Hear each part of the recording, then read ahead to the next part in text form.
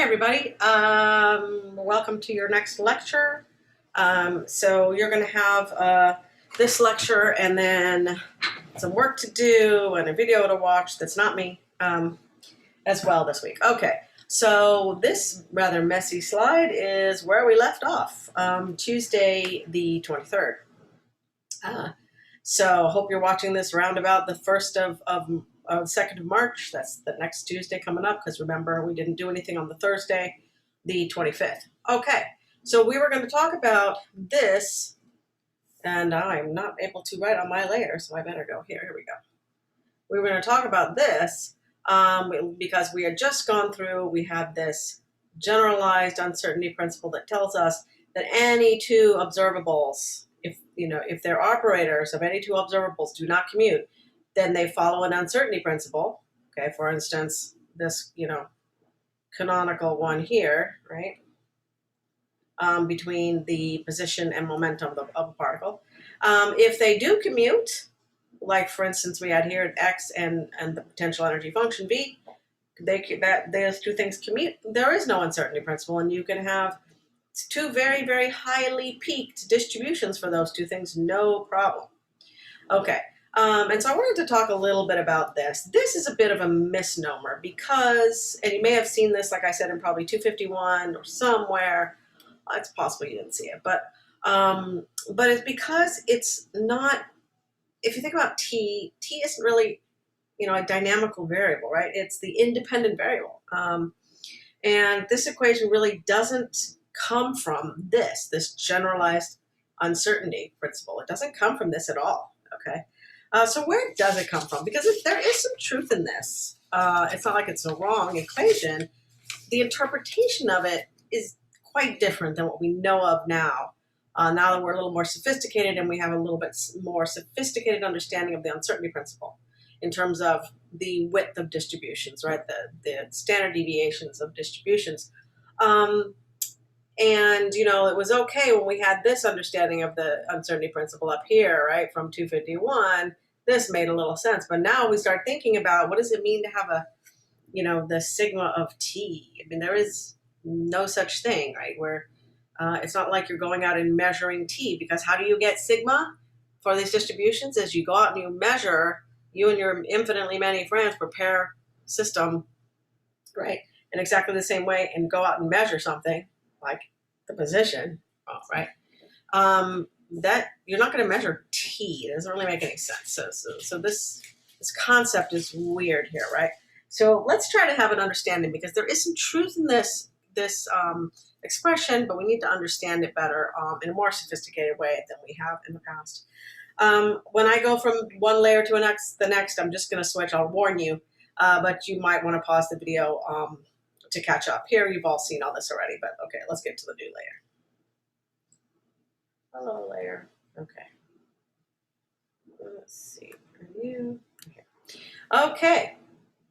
Let me get a color a little brighter. I'm giving my pink. Okay. Fine. So what does this delta t really mean? Well, we're going to find out that delta t is the time for the system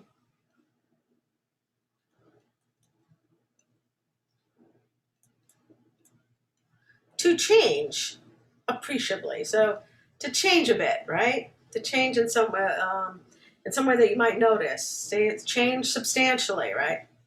I'll put substantially. So what does this even mean? So that's still but vague, right? Okay. All right. Well, let's dig in. So let's let Q. I'm gonna do this now in pink and green. Let Q be a function of x, p, and t. Be some observable.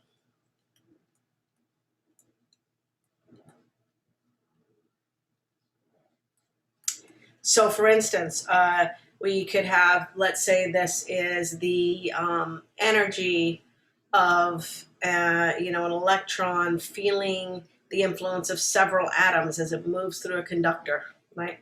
So that what the potential energy that the atom is responding to is going to come from the other electrons in the metal, the nuclei of all the atoms in the metal, and it's going to be changing with time as the electron moves along because it'll get closer to an atom, a little farther away, closer to another, etc. So that it's time varying. Okay, so that's just an example I'm making up here of some observable being, say, something like the energy.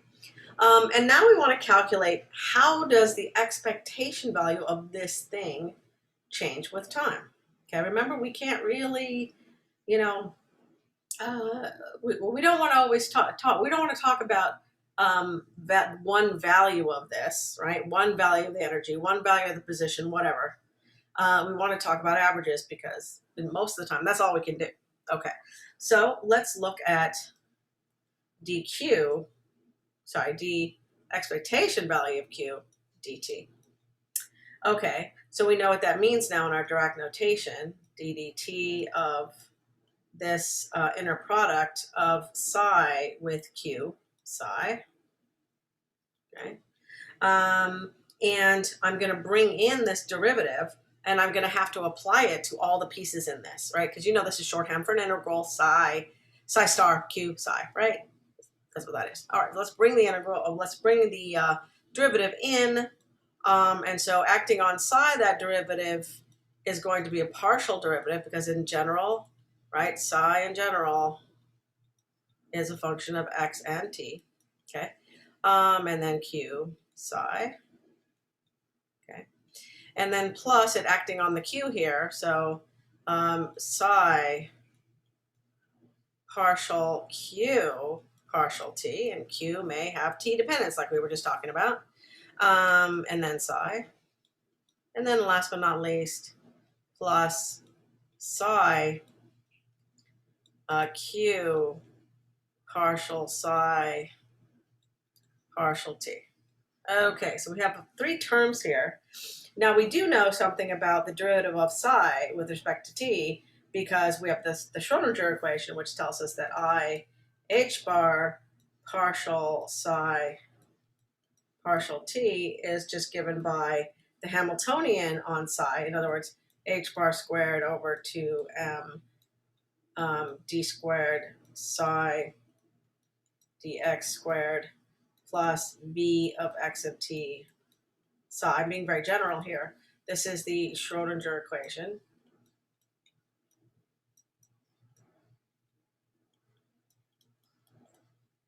Okay, and so we can use that to substitute for this, right? Okay, fine. So let's substitute, and we can do it on both sides, okay, because H is Hermitian. Okay, so fine. So I'm going to sort of process the Schrodinger equation a little bit. I'm going to divide the whole thing here by IH bar. Oh, and I forgot to mention that this is just the Hamiltonian, right, acting on psi. So all this stuff here is the Hamiltonian acting on psi. Okay, so let me process a little bit. So this gives us, from the Schrodinger equation, we get partial psi partial t is equal to 1 over IH bar Hamiltonian acting on psi. Right? Okay, so let's start substituting in. All right, so over here we have, well, let's start with the first term. Okay, so how do we put this in for in the first term? This first term has the d psi dt here, and let's just think about it for a minute. And if you get confused, always go back to the integral form. So I'm going to go back to the integral form in yellow over here. So I'm going to look at this term is partial psi partial t q psi. So the term I'm looking at is this guy, okay? And I'm going to write that out in the integral form because it's just a little clearer. So partial, this is going to give me partial psi star partial t q psi, right, dx. Okay, now if we look here, right, we can make this into partial psi star partial t by just putting in a negative sign on the I over here, right? So in other words, now we can say, oh, well, fine, partial psi star partial t is equal to minus 1 over I h bar, h hat acting on psi, right? Because h inside, there's no i's in here, so the only I is this thing here, and we just put a minus sign in front of it. Okay, so that's cool. So we need that. So basically, I'm going to come up here again and grab all, looking at all these terms. Okay, starting with the first one. And I'm going to be substituting this in and this in. Okay, coming back to the green. Okay, so I have dq dt, or sorry, d expectation value of q dt is equal to this first term, which gives me minus 1 over I h bar d h hat acting on psi, right? That's this. And then q acting on psi. And I probably have a hat on these q's here, but there we go, it's a little better. Okay, one here and one here. Okay. All right. So, and then the next term, which I'm not doing anything with, I'm just putting plus psi inner product with partial q hat partial t, and then psi, and then plus 1 over I h bar, and then psi, and then h hat acting on, oh, sorry, I forgot my q. Forgot my q. Okay. And then q hat acting on h hat acting on psi. Okay. All right. I hope you don't mind all that. Okay. Now, if you notice something right here, look at this term. Then I'm going to outline that in blue. So this term, interestingly enough, is just the expectation value of the partial time derivative of q with respect, right? Partial time derivative of q. Because what's the expectation value? Well, it's a sandwich between the integral of psi star and psi, right? It's a sandwich. Remember the sandwich? So that's what this thing is. Okay. And because h hat is Hermitian, right?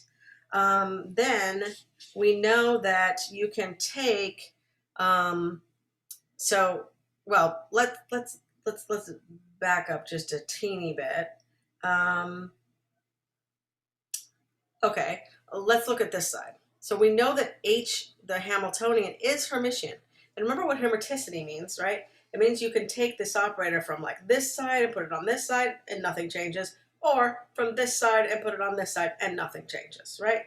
Okay, so let's do that. So we're going to come down here. We're going to have, oops, I really wanted to keep myself in green when I'm doing the calculation. Okay, green. Okay, so we're going to have minus 1 over I h bar. And then I'm going to move my Hamiltonian. I meant to move my Hamiltonian and I didn't move it. Sorry, it's late over here, guys. Okay, so psi, and now we're going to move him to act on q psi. Okay.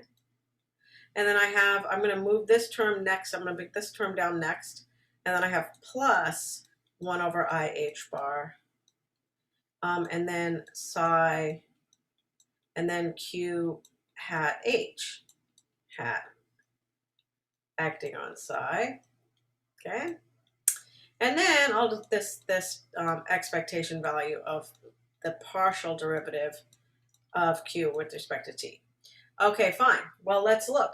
This thing here has QH, and this thing has HQ with a minus sign. This looks a whole lot like a commutator, so I'm going to write that down as 1 over I h bar psi, and then the commutator of Q hat with H hat. Okay. Okay. And then, of course, we're keeping our other term, which is this expectation value of the partial derivative of q with respect to t. Okay, so let's take a look at this, right? we have an expression now that tells us how the expectation value of Q changes with time, and it depends on two terms. One is the how well, or sorry, not how well, but does Q commute with the Hamiltonian?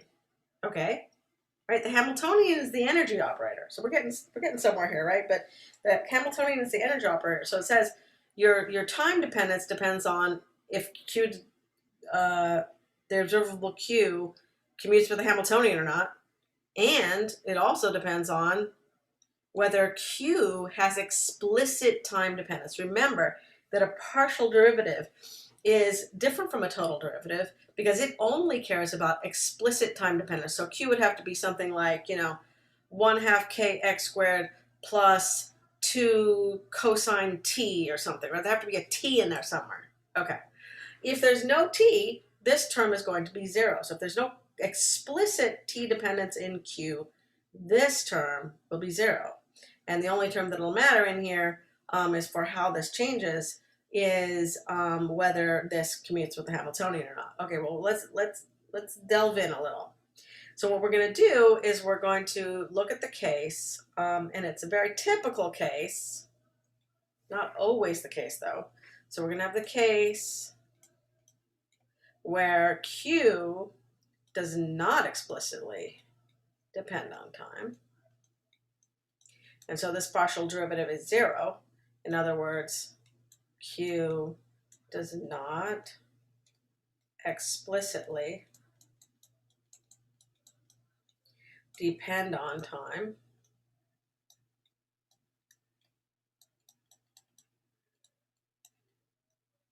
Okay? All right, so in that case, we know that the expectation value of Q will be constant, right, with time, if and only if Q commutes with the Hamiltonian. So if Q commutes with the Hamiltonian, they have the commutator is 0, and then you have a stationary, right? You have a stationary expectation value. But let's look at our general uncertainty principle in this case. Okay, so let's look at sigma squared h times sigma squared q. We know that this has to be greater than or equal to 1 over 2i, right? The expectation value of the commutator between h and q, right? Well, squared, okay. And so, but I know what this is, this expectation value of the commutator of h and q, right? And this is a little, let me see, did I write this right? Oh, yeah, I'm sorry. In the book, they write the commutator in the opposite way. So they write the commutation of HQ instead of QH, but just remember that it's off by a minus sign for that. So in other words, I could have said, let this be the commutator of HQ, right? And that would have given me a minus sign. So I'm going to write that, and you'll look in your book, you'll see. Let me get it green again because I'm going to keep that green. Just to point out here that this would be I over H bar, which absorbs my minus sign, psi commutator of H first, right? H first, and then Q for this commutator. Psi.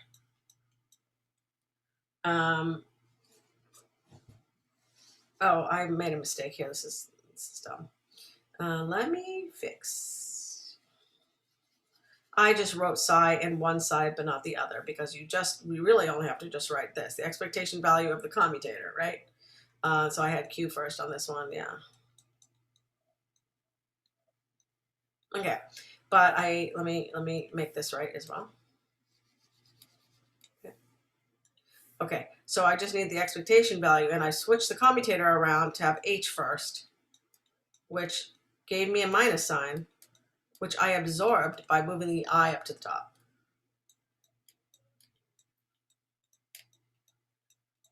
Okay, back to our case here in this weird orange color. And if we look, right, we have our d expectation value of q dt is this thing. And in the case where this is 0, it's only this commutator term. So therefore, I can replace this commutator term inside our generalized uncertainty principle with h bar over I, h bar over I times the time derivative of the expectation value of q. All right, so let's go here and we'll just do that. So this is, keep it inside the square. And so we'll have h bar over I 1 over 2I. And then this expectation value becomes the expectation value of the total time derivative of the expectation value of q dt. I know there's a lot of expectation values in here, but just have to be aware of, oh yeah, I messed that up too. Sorry guys, it is late. Okay. Remember, the expectation value of the commutator, the whole expression is this thing. So, okay, so we're just gonna say this is d expectation value of q dt. Okay. And of course, we get rid of this I, right? And I squared is going to be -1, but since this is squared, I don't even have to put a minus sign in here, right? I'll just pull that out, and it gets squared, and it becomes just 1. And I get h bar over 2 times the time derivative of q dt, and this is all squared, okay? Okay, so that means that we can now take the square off. So I'm going to come over here, and I'm going to write sigma h, not a, sigma h, sigma q is, oops, and I keep writing equal when I mean greater than equal. Okay, so greater than equal of, h bar over 2, greater than or equal than h bar over 2. And then we have to put an absolute value sign here because we're taking the square root of something that, right, we're not really sure that because it could be plus or minus, right? So I'm going to make sure that we put an absolute value in there. Okay. All right. So we're still not at that expression. Remember, the expression was delta t, delta e greater than or equal h bar over 2. But we're kind of closer, okay? If you think of sigma h as being your quote-unquote delta e, then what's delta q? Well, delta q, according to this, would be, oh, not delta q. Well, yeah, sorry, delta q. Why am I saying delta q? Okay, what I mean is your delta t, if we identify delta t as sigma q, so the standard deviation of the distribution in q over how fast it changes in time, right? And that's given by this ddt, it's absolute value of ddt. Then we're back at the actual, we're back to this expression now, delta e, delta t, or let me turn it around, just to make it neater. Plus, I want to say delta e first. Okay. Delta e, delta t is greater than or equal h bar over 2, with the understanding that delta e, by delta e we mean the standard deviation of the energy distribution, and by delta t we mean the standard deviation of this, whatever variable we're talking about, over its time derivative, right? Sort of, right? Because this is the time derivative of the expectation value. And then we get something like that. But this delta t kind of represents the time it takes for the expectation value to change by 1 standard deviation, right? That's what this delta T is. So I told you it was going to be a little bit funky and not as easy to interpret as you might have had in 251. And of course, delta T depends on what observable you're even looking at, right? Could be some completely, you could be anything. And certainly in 251, where you might have seen this first, no one was telling you anything about delta T being different for different observables, but you know, it should make some sense that depending on what you're looking at, that the time over which a variable is going to change is going to be different depending on what variable you're looking at. Okay, so if you think about it, think about the fact that if this an observable Q, okay, changes really rapidly, then you know, then the energy must change very gradually, right? Okay. Well, okay. Sorry. Let me not say it that way. So if your observable changes rapidly, then the uncertainty in the energy has to be large. Okay. So if you've got a very rapidly changing Q, you have to have a very spread out energy distribution. All right. And if you have if you have a very peaked energy distribution, then everything must be very slowly varying. Now let's take this to its extreme. Remember that for certain states, solutions of the TISE, those states are definite energy. That means sigma H is 0. Okay, so the ultimate of in changing slowly is not changing at all. So all the observables that we know and love in solutions for the TISE, like position and momentum, the expectation values of those variables, right, those observables, don't change at all with time. Remember, it's a stationary state. That means that all expectation values have 0 time dependence. Right? No DDT. And I don't mean explicit time dependence. I mean, they don't change with time at all, right? So that's the extreme version of this, okay? Where you've got your energy distribution is basically a spike, right? Where it's one value. And that forces all the other variables to not vary with time, okay? At all. Okay. All right, now what I'm going to do now is I'm going to stop this lecture and I'm going to upload a worksheet, and that worksheet is going to be your homework, okay, for this week. So you're going to do that worksheet, and then you're going to scan in your solutions and upload it. And then I'm going to come back and finish the rest of this lecture after the worksheet's finished. Or after, well, again, you don't have to finish the worksheet before the next lecture that I'm going to post to Moodle, but it's kind of a natural split in this lecture to put the worksheet here. So I'll see you on the next video, and go work on the worksheet.